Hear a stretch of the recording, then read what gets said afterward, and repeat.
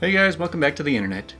So I had something a little bit strange happen last night. So I decided to walk down to the grocery store with a friend of mine, and on the way over there we noticed this turkey just walking down the sidewalk in the middle of the neighborhood. And so we're just like, that's really strange, so we just decided to follow it. And we ended up following it for about a mile through the neighborhood before it decided to just walk into somebody's backyard. But yeah, apparently it's kind of a widely known thing around the neighborhood that there's just a couple wild turkeys that just like to roam free. But enough of the random bird stories, let's get into the entitled parent stories. Such as, entitled mom tries to steal my bike. So yesterday I went cycling, and in the city I live, the busiest area have bike lanes and pedestrian lanes separated. However, the entitled mom didn't want to walk on the dirty lanes. So I was cycling back home on my bike lane, and I saw the entitled mom and her kid in front of me. I ring the bell. She's screaming, "What's your problem?" Now I have Asperger's, which means I'm pretty bad in human contact. I say, "I was ringing the bell because you're blocking." "I don't care, I was here first." Sorry, but this is the bike lane. You should walk over there." I point to the pedestrian lane. "No, we were here first. My little angel can't walk on those dirty lanes." The walkways were completely fine. The kid says, "Mom, don't call me little angel. I'm 12. "Don't worry, sweetie. You can play when we get home." Says, "No, Mom, we should go." "Yes, sweetie, you can play Fortnite when we get home." "No, Mom, no. Gosh, you're embarrassing. I don't even play Fortnite." She says, "So if this is a bike lane, you must borrow your bike."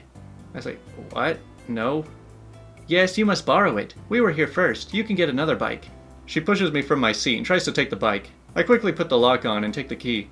Little did she know, a police car was nearby. The cops see what's happening and arrive. I say, "What's happening?" She's screaming, "This brat stole my son's bike!" The kid looks really surprised and confused. I say, "Is this true?" Looking at me. I'm in shock because I've never been in a police confrontation before, and I don't get a word out of my mouth. And before I do, this happens. The kid says, "No, this isn't my bike. Mom, let's go." She whispers, "Sweetie, you'll get this free bike. Just shush now." I say, "Yes, this is my bike." She says, "No, you're a liar." Now, my mom arrives, and I was cycling with her. She says, "Hey, what's going on?" "Your brat stole my son's bike." I says, "No, that's not true." I say, "I managed to lock it before she started screaming. I have the key." The kid says, "Yeah, Mom, you're embarrassing me." The police says, "Ma'am, you can't steal people's bikes." The kid says, "She's done this before." The mom says, "How could you? No Fortnite this week." Says, "That's okay, I don't play Fortnite." The police says, "You will come with me, ma'am." Looking at the kid, "You could come to the station for a bit. Don't worry, we'll just ask some questions." Says, "Okay." The mom looks really embarrassed. Luckily, she didn't raise a scene anymore, just enters the car. I didn't press charges, as it wasn't really an offense, but I'm pretty sure she got screwed after the kid told about his mom's other offenses. Or that's what I was told. Thanks for sticking with me on this. Hope you enjoyed. This happened in Finland, so translations might not be 100% accurate. Yeah, that's okay, I understood it for the most part. I love how this kid is basically trying to raise his mother. He's just like, "Mom, why do you do this?" Next we have a malicious compliance story called "Add Up What Everyone Owes Me?" Sure thing, boss. So this happened a few years back, but I remembered it at work today. So I work at a spa/salon at the front desk. The employees get a pretty good discount on services, so plenty of them get their nails, lashes, hair, etc. done regularly. The rule is, pay when you're done with your service, like any other client. But some wiggle room was allowed in the case of, payday is tomorrow, I'll pay as soon as the money goes through. Or if the front desk was busy helping clients and they had to leave, we know where they'll be tomorrow morning at 9. We would put these services on hold, and the employee would pay ASAP. They mostly worked on the honor system of, don't abuse it or we can't have nice things anymore. Most employees were pretty good about it, but of course, there were the few that regularly forgot for days or weeks, or, "I can't pay today, I'll pay tomorrow." And these few were usually the ones with the most seniority, in years' work, not power. One of these employees in particular was far worse than the others. Now on to the compliance. One day the owner comes in to pick some things up and asks someone on the desk, "What is that little button with 23 notifications on it?" I stepped in and answered, "That's the staff services that are on hold. We have less than 23 employees, which means that one or more employees owe for multiple services." The owner exploded. She started shouting that it's absolutely ridiculous this many people owed her money, and "How could you have let it get this far?" and "Who are the employees that owe?" I started to reply, "Well, most of them are..." She cuts me off and says, "Just add it up now and tell me so I can talk to them about taking it out of their paychecks." I started opening the window to show the list of employees who owed for services and said, "Okay, just letting you know that the reason there are so many..." And she cuts me off again and says, You guys always have an excuse. There is no excuse, just do it." And then storms off to the staff room. My other desk coworker, who has been hiding in the bathroom, I can't blame her to be honest, comes out and asks, "Did you see the names on the list?" I replied she did not, and got to work on my list, writing out the names of the employees next to their total owings for their services in order from most owed to least. About 30 minutes later, the boss comes down in all her holy terror and demands the list. I handed it to her, and after glancing at it for a moment, she froze. Y'all, if you've never seen someone lose their steam in front of your very eyes, I highly recommend it. At the top of my list is the owner's adult daughter's name, who happens to be an employee, and consequently owes the spa nearly $400 in services, even after her 50% discount and not including tax. She had gone back to school recently and was only working part-time, so I guess she was short on money and regularly snuck out without paying for her lashes and her nails. Back to my shell-shocked boss. After staring at the list for a moment in silence, she went over to the computer, opened up the list of on-hold services, and scrolls through. 90% of the services on hold are her daughter's. After a few more minutes of staring at the list, she finally looks up and says, "I'm her mother and the owner, so I'm going to pay for this. However, I want all the receipts to give her, and she is not to get any services unless she prepays. I'll tell her myself. Make sure the rest of the on-holds are paid by the end of the employee's next shifts." I cashed her daughter's services out, bundled the receipts, gave them to my boss. She thanked me and left. I'm simultaneously sad and relieved that I wasn't present for the verbal butt-whooping her daughter received. Man, the only outcome that would have been better than this is if the owner came in and saw that she was the one on top of the list.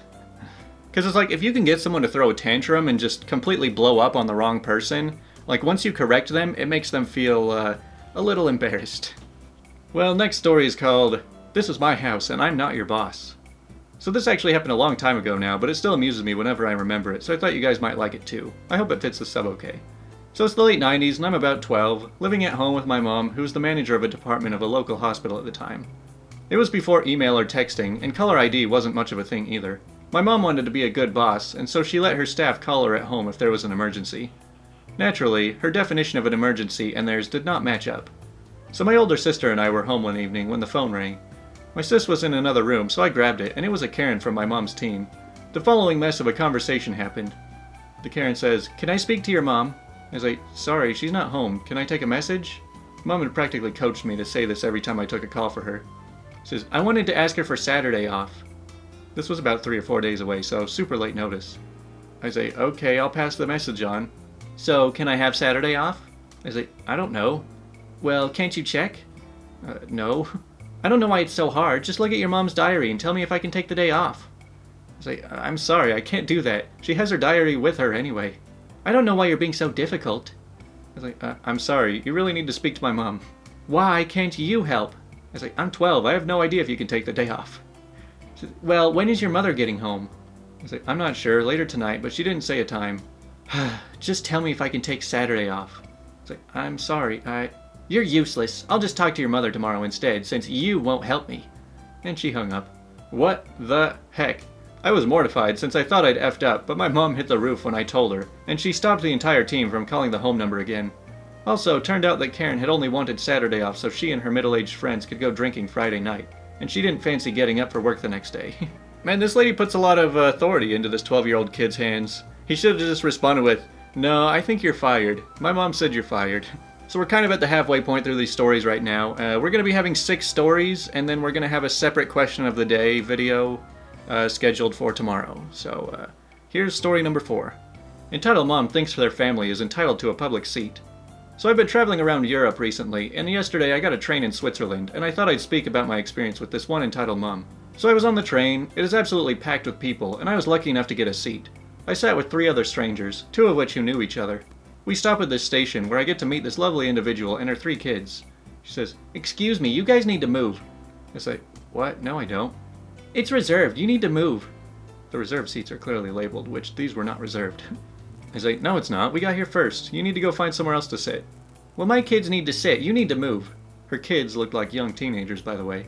I say, "No, I'm choosing not to move because I'm comfortable in this seat. It's not reserved. Please stop shouting, as there are other people on this train." If she asked nicely instead of yelling at me in front of everybody, I would have been happy to move. A stranger says, "We're not going to move just because you want us to." She says, "I'm calling the attendants." I say, "Okay, do it." The attendant says, "Okay, so what's happening?" "These people are sitting in our seats." The stranger says, "No, we're not. Listen, your family is not entitled to these seats just because you want them." The attendant says, "Okay, these people were here first. You either need to stand or find somewhere else to sit. You're disturbing other passengers, and if you don't calm down, we have the right to kick you off this train." The entitled mom continues to shout at us, and then the attendant gets herself kicked out at the next stop. I know it seems like I'm being a bit of an a-hole, but I refuse to take BS from people who are being a-holes to me for no reason. It's no way to act in public, and it's no way to act in front of your children. It goes to show that a little bit of manners goes a long way. The rest of the train ride was pretty chill, and I highly recommend going to Switzerland if you ever get the chance. It's a beautiful place. I think it goes to show that no matter where you are, there are entitled parents and entitled people all over the world. Now we have a story called, You Hide the New Cars in the Back. I Saw It Online. So I work in a car dealership, and we have recently been promoted from move them to whatever department they're needed to that day, to full-time salesman. We constantly have to tell people that certain vehicles haven't been released yet, or that they don't even exist. Today, a woman and her 20-something son came in and walked right up to me, and immediately started barking orders. So the entitled mom says, pull up the 2021 F-150 titanium red leather. I say, I'm sorry ma'am, the 2021 isn't going to be released for a while.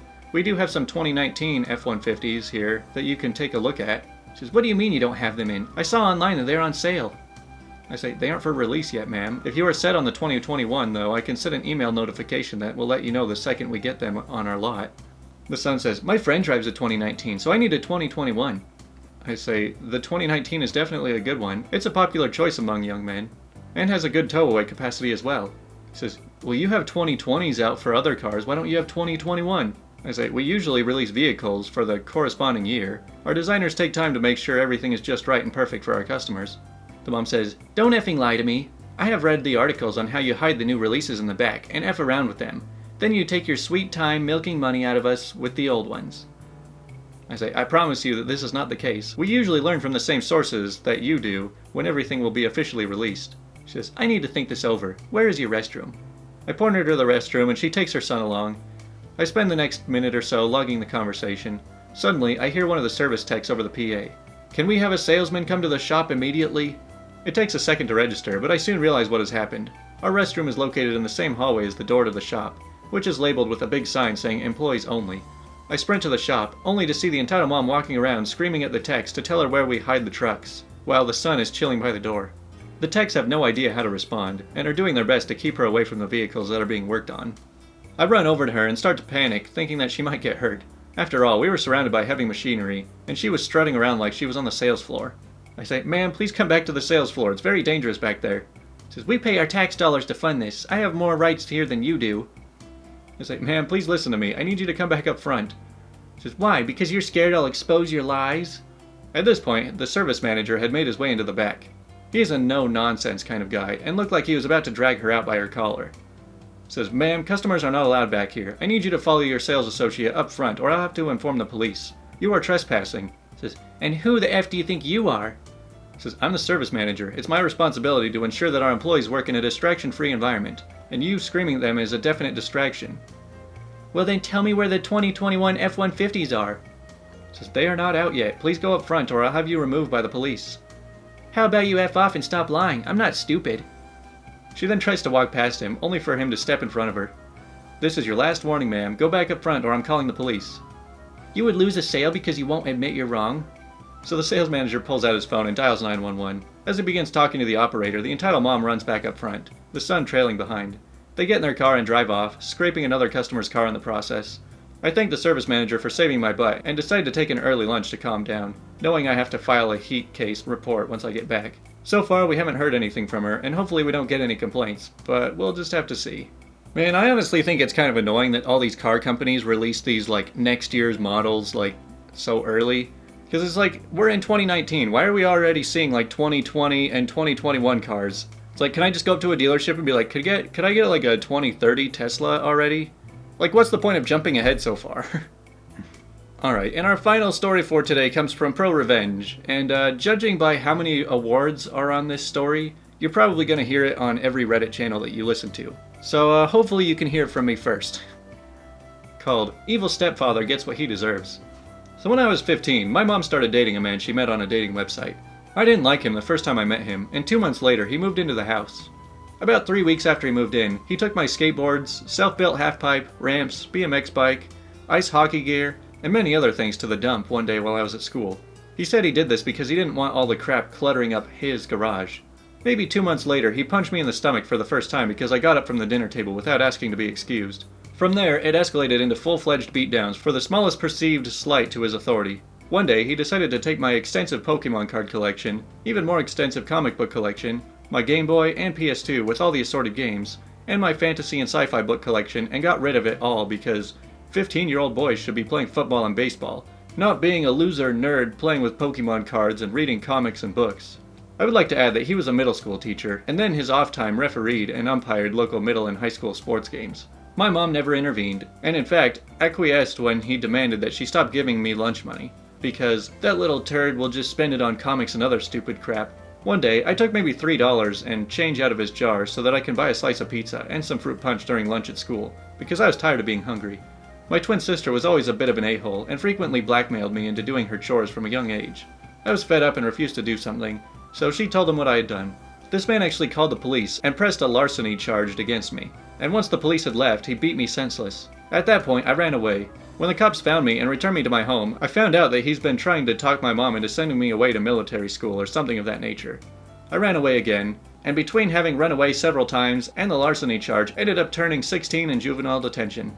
I spent the next couple years miserable and afraid, frequently contemplating suicide. Once I left home, I didn't speak to my mom for several years. We eventually reconciled, and by that point they had married. I was a lot bigger than I had been as a young teenager, and had gotten into weightlifting, so he no longer acted like he was going to punch me to make me flinch, much less actually hit me, and we basically avoided each other for the most part. My mother found out that she had stage 4 cancer, and no longer wanted to waste any of the time she had left with him, so she went to a lawyer to draft up a separation agreement, whereby she would receive a set amount of money upon separation, and would have 45 days to retrieve his belongings from the house. He had spent his entire inheritance in 6 months, and they had to sell his mother's house that he grew up in order to settle his debts shortly after they started dating. Oh, and my mother bought the house back from the bank before they married. She allowed him to keep the house and move back into his mother's house. My mother passed away about 9 months after this separation, and despite the agreement, have been allowing him to come and get his stuff piecemeal. I put an immediate end to that. He was past the deadline to remove his personal effects, and they were now legally mine to dispose of as I saw fit. I sold his baseball card collection, around $14K, and his autographed sports memorabilia, roughly $11K, and also sold all of his woodworking equipment, along with several finished pieces of furniture that he had made, about $6,500 I think. I kept his mother's engagement ring, platinum band, 3 diamonds, roughly 2 carats, wedding band, his coin collection, I also collect coins, and some tools and other odds and ends. Now comes the real fun. Around a month ago, I finally saw him at the grocery store. As he was leaving, I approached him. I told him I had sold his collections as he was pushing his cart out towards his car. He reacted exactly as I expected. He took a swing at me multiple times. I already had my phone ready to dial 911. Several of these punches missed, and the ones that did connect didn't have much effect because he's nowhere near as strong as he was 20 years ago in his 40s. And I'm no longer a skinny little 15-year-old. He continued to try to punch me as I spoke to the 911 operator, and was actively ramming his grocery cart into my new Toyota as the police officer pulled into the parking lot. He was arrested for assault, communicating threats, and destruction of property. As a result, he lost his job and pension at the local middle school. And because he had never learned how to save money while married to my somewhat wealthy mother, ended up having to sell his mother's house because he hired an expensive lawyer thinking he could somehow beat the charges. My nephew, who was on the football team, made it well known to his friends that he not only had just been arrested for convicted of assault, as well as other charges, but that he had also beat me as a child, caused several parents to call for him to resign from refereeing and umpiring for local sports games. My niece and my girlfriend's much younger sister are enrolled at the middle school where he worked, and say that he was not only universally disliked, but when he came up to the school to get his belongings, he made a big scene and ended up hysterically crying as he was leaving. At least that's what they've heard from the kids who were attending summer school at the time. His son, who he was equally abusive towards as a child, refused to take him in or help him out, so the abusive stepfather ended up having to take a job as a cashier at Walmart, so that he could afford the rent on his crappy little trailer in an absolutely awful neighborhood. Even though that Walmart is not the closest Walmart to my house, this is now the only place where I go grocery shopping, or to purchase anything that I need. I purposely stand in line longer than I need to, just so that he can be the one who has the pleasure of ringing up my purchases. The first time I went through his line, he attempted to ring up multiple items more than one time to overcharge me, and when I called him on it, he said that I was mistaken. I asked for the manager, and the manager believed him that it was an accident, but he learned that he can't get away with that. The second time, I made sure to be as nice as possible, and had to ask for a manager because he was overwhelmingly rude. The people in line behind me backed me up, and he got in some trouble for that. Every time I go there and step into line, I see him die a little bit inside, and it gives me such satisfaction. Sometimes I'll say that I'm paying with exact change, and as I'm about to hand him the money, I'll say, "Oh, I didn't realize I had a rare coin from his collection in my pocket. I guess I'll use my credit card." I just sold his expensive ratcheting wrench set, and so on Monday when he works again, I'm going to buy my daughter one of their better above-ground pools. And as he's ringing it out, tell him, I know that my daughter is just going to love this pool. It's not like I would have ever used those expensive ratcheting wrenches anyway. Well guys, I think that's it. I don't think we'll ever top a revenge story like that one. Talk about completely ruining a horrible person's life. I wish this happened more often to abusive parents. So like I was saying, I'm going to be doing a separate video for the question of the day today, which is, what has been your scariest hiking experience? I just figured this video was getting really long, and also there's a lot of really good stories in this thread too, so yeah, look out for that. It'll probably be coming tomorrow, and then I hope to be back onto more of a regular schedule after this. But anyway, here's your daily dose of Faye, and I will talk to you guys tomorrow. Faye, what do you want?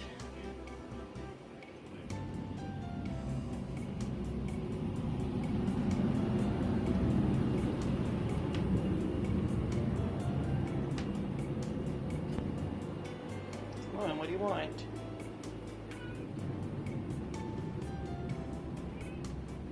Show me why you're whining. Oh, you're hungry? Oh, look at that. There's already food for you.